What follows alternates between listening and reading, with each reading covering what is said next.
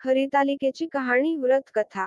एके दिवशी ईश्वर पार्वती कैलास पर्वतावर बसली होती। पार्वतीनं शंकराला विचारलं, महाराज, सर्व व्रतांत चांगलं व्रत कोणतं? श्रम थोडे आणि फळ पुष्कळ असं एखादं व्रत असलं तर मला सांगा, आणि मी कोणत्या पुण्याईनं आपल्या पदरी पडले हेही मला सांगा. तेव्हा शंकर म्हणाले, जसा नक्षत्रांत चंद्र श्रेष्ठ, ग्रहात सूर्य, चार वर्णात ब्राह्मण श्रेष्ठ, देवांत विष्णू श्रेष्ठ, नद्यांत गंगा श्रेष्ठ, त्याप्रमाणे हरितालिका हे व्रत सर्वात श्रेष्ठ आहे. ते तुला सांगतो. तेच तू पूर्वजन्मी हिमालय पर्वतावर केलंस आणि त्याचा पुण्यानं तू मला प्राप्त झालीस. ते ऐक. हे व्रत भाद्रपद महिन्यातल्या पहिल्या तृतीयेला करावं. ते पूर्वी तू केलंस ते मी तुला आता सांगतो. तू लहानपणी मी तुला प्राप्त व्हावं म्हणून मोठं तप केलंस. 64 वर्षे तर झाडाची पिकलेली पानं खाऊन होतीस. थंडी, पाऊस, ऊनही तिन्ही दुःख सहन केलीस. हे तुझे श्रम पाहून तुझ्या बापाला फार दुःख झालं आणि 80 कन्या कोणास द्यावी अशी त्याला चिंता पडली. इतक्यात तिथं नारदमुनी आले. हिमालयानं त्यांची पूजा केली व येण्याचं कारण विचारलं. तेव्हा नारद म्हणाले, तुझी कन्या उपवर झाली आहे, ती विष्णूला द्यावी. तो तिच्या योग्य नवरा आहे. त्यांनीच मला तुझ्याकडे मागणी करण्यास पाठविलं आहे, म्हणून मी इथं आलो आहे. हिमालयाला मोठा आनंद झाला. त्यानं ही गोष्ट कबूल केली. नंतर नारद तिथून निघून विष्णूकडे आले. त्यांना ही हकीकत कळविली व आपण निघून दुसरीकडे गेले. नारद गेल्यावर तुझ्या बापानं ती गोष्ट तुला सांगितली. ती गोष्ट तुला रुचली नाही.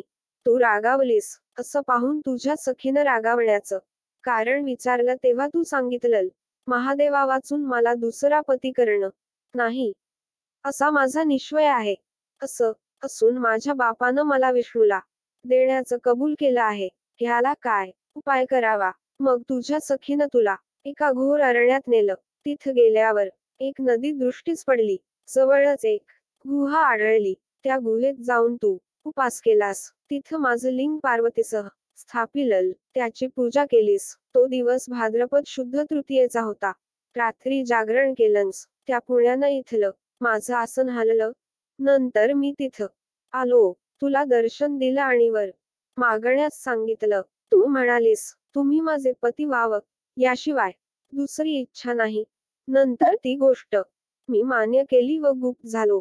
पुढं दुसऱ्या दिवशी ती व्रतपूजा तू विसर्जन केलीस. मैत्रिणीसह त्याचं पारण केलंस. इतक्यात तुझा बाप तिथं आला.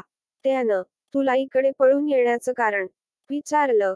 मग तू झालेली सर्व हकीकत त्याला सांगितलीस. पुढं त्यानं तुला मलाच देण्याचं वचन दिलं. तुला घेऊन घरी गेला. मग काही दिवसांनी चांगला मुहूर्त पाहून मला अर्पण केलं. अशी या व्रतानं तुझी इच्छा पूर्ण झाली. त्याला हरितालिका व्रत असं म्हणतात. याचा विधी असा आहे, ज्या ठिकाणी हई व्रत करायचं असेल त्या ठिकाणी तोरण बांधाव, केळीचे खांब लावून ते स्थळ सुशोभित करावं. पुढं रांगोळी घालून पार्वतीसह महादेवाचं लिंग स्थापन करावं. षोडशोपचारे त्याची पूजा करावी. मनोभावे त्याची प्रार्थना करावी. नंतर ही कहाणी करावी व रात्री जागरण करावं. या व्रतानं प्राणी पापापासून मुक्त होतो. 7 जन्मांचं पातक नाहीसं होतं. राज्य मिळतं. स्त्रियांचं सौभाग्य वाढतं. ह्या दिवशी बायकांनी जर काही खाल्लं तर त्या जन्मबंध्या व विधवा होतात.